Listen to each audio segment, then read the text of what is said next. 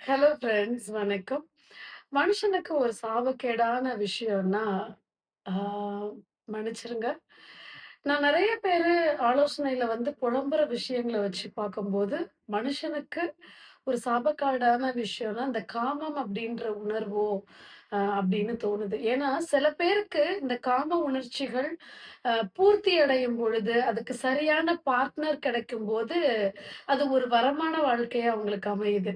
ஆனா, அதுவே பூர்த்தி அடையாம, ஒரு விரக்தியான வாழ்க்கையில வாழ்றவங்களுக்கு, அந்த இளமைன்ற கொடுமையும், அந்த இளமையில சரியான துணை அமையாம, புரிஞ்சுக்காம எல்லாம் போகும்பொழுது, இன்னைக்கு அடிப்படை ஒவ்வொரு குடும்பத்திலயுமே குடும்பம்ன்றது தான் சமுதாயம் இல்லையா?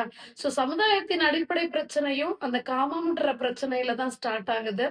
அண்ட் குடும்பத்துல ஒவ்வொரு குடும்பத்திலயுமே அடிப்படையான பிரச்சனையும் அங்க தான் ஸ்டார்ட் ஆகுதுன்னு தோணுது. அப்ப இந்த காமம்ன்ற ஒரு விஷயம் இல்லாம இருந்திருந்தா, ஒரு கணவன் மனைவின்ற ஒரு உறவுக்குள்ள ஒருத்தருக்கு ஒருத்தர் இந்த நெறைய எதிர்பார்ப்புகள வச்சு, அத கணவன் நிறைவேற்றாத போதும், ஒரு மனைவி நிறைவேற்றாத போதும், 2 பேருக்கும் வரக்கூடிய அந்த மிஸ் அண்டர்ஸ்டாண்டிங் தாண்டி, அந்த காமம்னு ஒரு விஷயம் இல்ல அப்டின்னா, 2 பேருமே ரொம்ப நண்பர்களாவே இருந்திருப்பாங்க. அந்த குடும்பத்துல பெருசா ஒரு பிரச்சனைகளுக்குமே வாய்ப்பு இல்ல. அப்போ நண்பர்களாக தான் இருக்கணும் அப்படின்னு சொல்றோம். கணவன் மனைவிகள் முதல்ல நண்பர்களாக இருக்க கத்துக்கணும் அப்படின்னு சொல்றோம். அப்பவே முக்காவாசி பிரச்சனைகள் தீர்ந்ததுன்னு.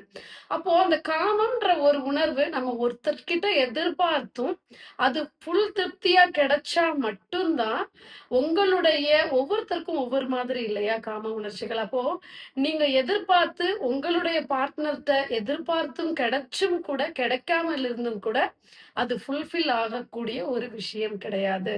இட் இஸ் நீங்க இந்த உலகத்துல பிறந்து, வாழ்ந்து, உங்களுடைய காலம் முடியிற வரைக்குமே இட் இஸ் இன்ஃபினிட்டி. அதுக்கு முடிவே கிடையாது.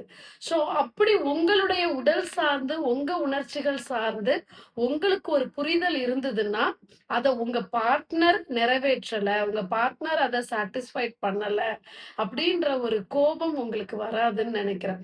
அப்போ உங்களுடைய உடல் சார்ந்து, உணர்வுகள் சார்ந்து உங்களுக்கு ஒரு புரிதல் ஃபர்ஸ்ட்டு இருக்கணும். அப்போ மனுஷனுக்கு மனுஷன் அவனவனுடைய உணர்வுகள இன்னொருத்தவங்க டாப் டூ பாட்டம் அப்படியே ஃபிங்கர் டிப்ல புரிஞ்சுக்கிறதுன்றது கண்டிப்பா நடைமுறையில சாத்தியம் இல்ல. ஸோ அந்த காமம்ன்ற உணர்வ ஒவ்வொருத்தருக்குமே தனிப்பட்ட விதமா அவங்க உடல் சார்ந்த புரிதல் இருக்கணும். அந்த புரிதல மத்தவங்க அப்படியே புரிஞ்சுக்கணும். அத தனக்கு வந்து சாட்டிஸ்ஃபைடா அத வந்து லைஃப்ல ஒரு திருப்திய குடுக்கணும். அப்படின்னு நம்ம எதிர்ப்பாளினர எதிர்பார்க்கிறதும் அங்க ஒரு